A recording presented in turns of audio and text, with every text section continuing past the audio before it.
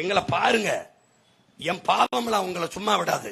16 வருஷமா ஒரு மகன் ஒரு வெற்றி அடையில, கூட்டணி வச்சா ஆயிரக்கணக்கான கோடி தாரம்ன்றான், பதவி தாரம்ன்றான், துணை முதல்வரான், அந்த பதவி தாரம்ன்றான். என் முன்னாடி 2 தாண்டா நிக்குது உடன் பிறந்தவனே. பதவியா மக்களுக்கான உதவியா? பணமா நீ பிறந்த இனமா? மக்களுக்கான உதவி பணம் வேண்டியதில்லை, இனம் நிக்கிறனாலாம் கத்துறேன். நானும் சொல்றேன் நான் வந்தால் வீட்டுக்கு ஒரு ஹெலிகாப்டர் தாரேன், நான் வந்தால் ஒவ்வொரு குடும்ப பெண்களுக்கும் ஒவ்வொரு கிலோ தங்கம் தாரேன். அவன் சொல்லவா சொல்லிட்டா 1 லட்சம் ரூபா, 1 லட்சம் ரூபா ரொம்ப ஒவ்வொரு கோடி தாரேன். புதுசா கல்யாணம் ஆனா உங்களுக்கு ஹனிமூன் போறதுக்கு Hong Kong, Singapore, France, Germany, Australia, America அந்த டூர் அனுப்புறேன். ஏண்டா டே, இதெல்லாம் கேட்க சொல்லும் போது சிரிக்கிற, அவங்க சொல்லும் போது என் பள்ளி இழிக்கிற. எப்படி பண்ணுவேன்? இவங்க எப்படி பண்ணாங்களோ அப்படி பண்றேன்னு நினைக்கிறான். இவர்கள் எல்லாம் என்ன நினைக்கிறார்கள்? உன்னை ஏமாத்த நினைக்கிறார்கள். உன் மகன் இந்த நிலையிலிருந்து மாத்த நினைக்கிறேன். இலவசம் இல்லை, இலவசம் பெற வேண்டிய ஏழ்மை வறுமை நிலை எண்ணி மக்களுக்கு என் வாழ்க்கையிலே இல்லை. மாத்தணும் நினைக்கிறேன், சுத்தமா மாத்தணும் நினைக்கிறேன். நான் 3 தான் கட்டணம் இல்லாம தருவேன். எதை? இவர்கள் கொடுக்க தவறிய கல்வியை உலகத்தரத்திற்கு பிள்ளைகளுக்கு கொடுப்பேன்.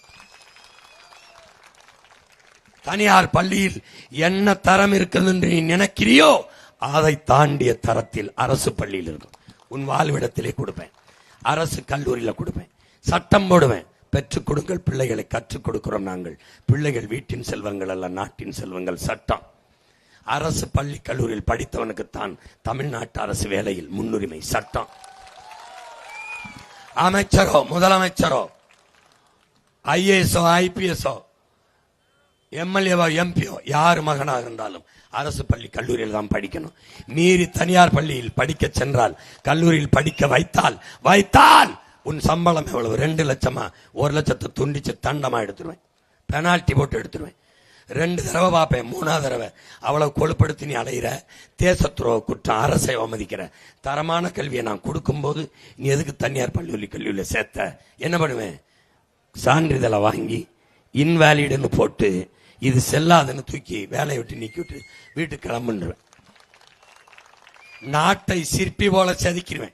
லீக்வா நீங்க சிங்கப்பூரை செதுக்கும் போது உன் மகன் சீமான் தமிழ்நாட்டை செதுக்க முடியாதா? புர்கினா பாசாவை 35 வயசு இப்ராஹிம் சோரோ, நான் இப்ராஹிம் சோரே, நான் என்ன சொல்றேனோ அதை செஞ்சுக்கிட்டு இருக்கான். வேணா புர்கினா பாசான்னு தட்டு, புர்கினா பாசாவின் சீமான்னு வரும். நான் சொன்னதை செயல்படுத்திக்கிட்டு இருக்கான். எல்லாத்தையும் முடியாதா? அவனால முடியும், என்னால முடியாதா?